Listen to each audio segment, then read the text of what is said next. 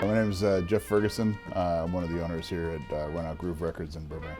My name is Alex Rodriguez, and I'm the owner at Record Safari, a record store in Los Angeles, California.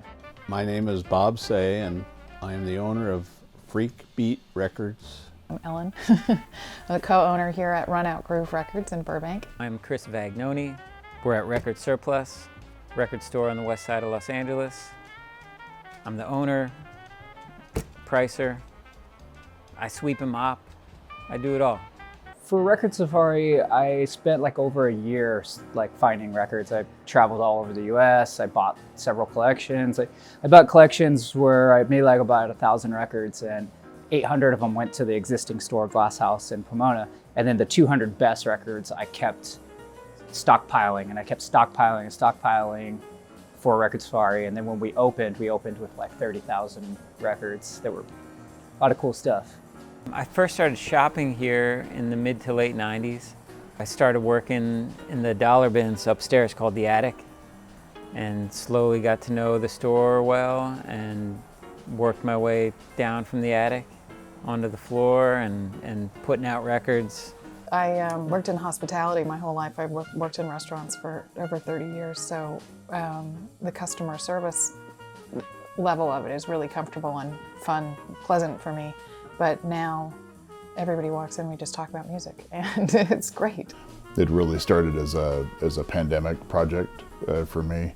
I was cataloging my own collection, and I kind of noticed like, hey, this is something I could do, selling these records and things like that. Definitely post-pandemic, records have picked up. I think people were stuck at home, so they needed something to do at home. And also retail was like the only thing that was open when bars and concerts and a lot of stuff was closed.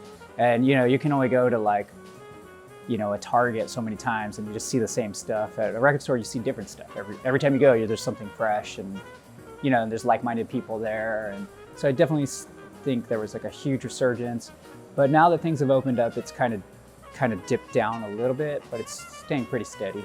I'd say around 2011, 2012, we started noticing young people. It just became a more and more thing until, about 5 years ago, it just started overwhelming, and we just had a Christmas in which we just sold just tons and tons of new vinyl, But they're collecting differently. They're not buying and amassing large collections like a whole wall full of records. It's more of a smaller, curated collection, it seems.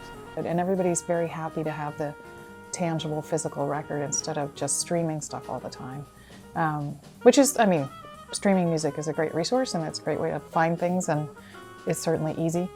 But there's something about coming in and flipping through stuff that makes you find things in a different way and talk to people around you about it. And that stuff's really fun. I love sharing music, and I love, when people find something that makes them happy, and like a time warp where like they buy a record and it takes them back to when they were a certain age or where they were when they were listening to it originally or something like that. I know how much I love buying records myself, so if I can put good records in people's hands, it makes me feel good.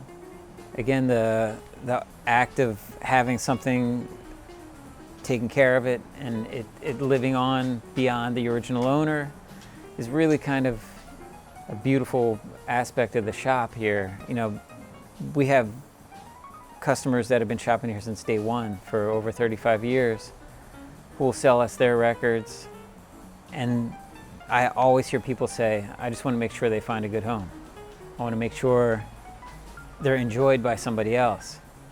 And that's a beautiful part of the industry. The music lives on, the artifact lives on, and the joy lives on. I also love people bringing in big loads of records without any time frame of I have to have the money in 3 hours or something. But if somebody walks in with 500 records, I just love looking through them, because the one thing about records, there's so many records are made. Every month we come across a record I don't remember ever seeing before. So it's a discovery thing, I guess. It's just so exciting to me. That's one of the great things that I was lucky enough to be involved with, was buying records in the late 60s and forward. People now don't understand how plentiful everything was. You go into used record stores back in the mid-'70s and records itself, literally for $3,000 today, were in bins for 15 cents or 25 cents. And you could find records everywhere in Army, Navy surplus stores, thrift stores, you know, anywhere that somebody dumps them off. It was just funny, you know, and you could get them so easily. And now it's really hard. And so certain records have, the price on certain records has exploded beyond reality to me, but whatever, just go with the flow.